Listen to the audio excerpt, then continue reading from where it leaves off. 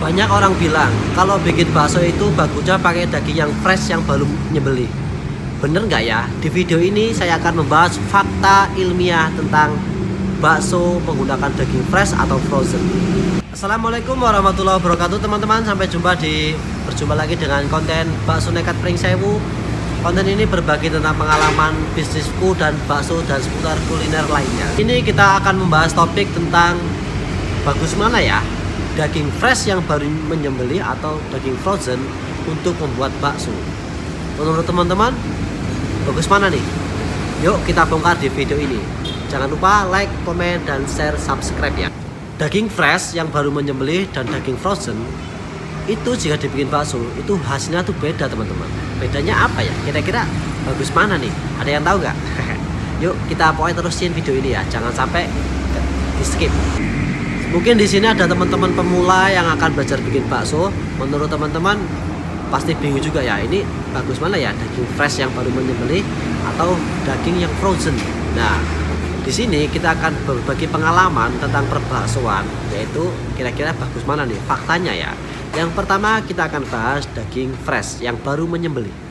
Daging fresh yang baru menyembelih itu suhunya itu di antara 35 derajat sampai 40 derajat teman-teman. Jadi dia itu teksturnya tidak bisa mengikat air. Nah itu permasalahannya.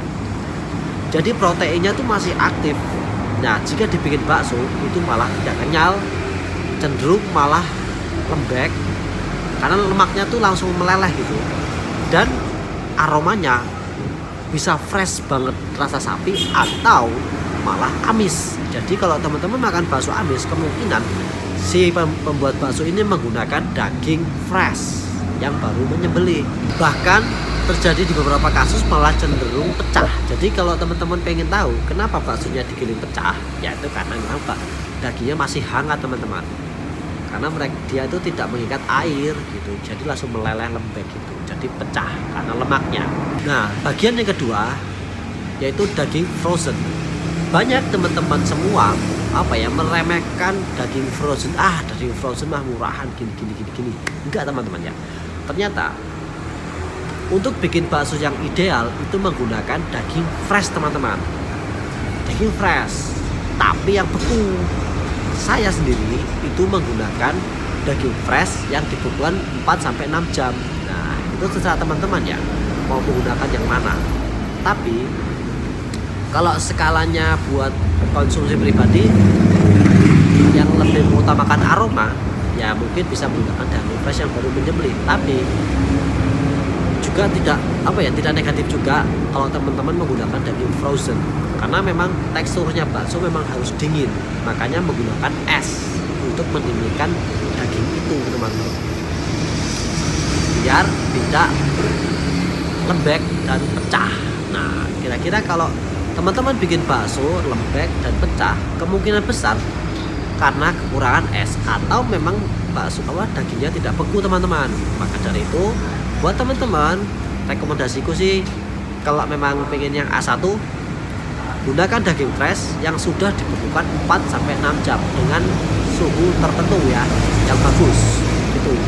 Karena biar mengikat air dan menjadi lebih kenyal dan rasanya itu lebih clean, lebih bersih aja, nggak amis gitu. Jadi ini adalah salah satu kunci buat teman-teman biar baksonya tidak amis menggunakan daging frozen atau yang dibekukan. Terus kalau yang pakai daging frozen berarti jelek dong? Enggak juga teman-teman. Mungkin teman-teman yang pakai daging frozen itu kan ada merek-merek ternamanya gitu. Nah dan harganya juga varian. Bisa jadi teman-teman menggunakan daging wagyu. Jadi gimana? Teman-teman setuju ya dengan asumsi atau pendapatku tentang, bukan asumsi ya, ini adalah pengalamanku gitu. Di dunia perbaksoan bagusnya menggunakan daging yang beku. Kalau saya menggunakan daging yang beku tapi fresh. Jangan daging frozen nggak fresh ya. Silakan.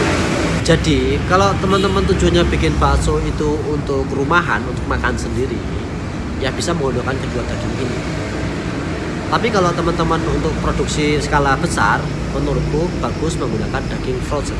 Atau pengen aromanya juga kuat, jadi teman-teman menyembelih dagingnya yang baru dan dibekukan selama 4-6 jam.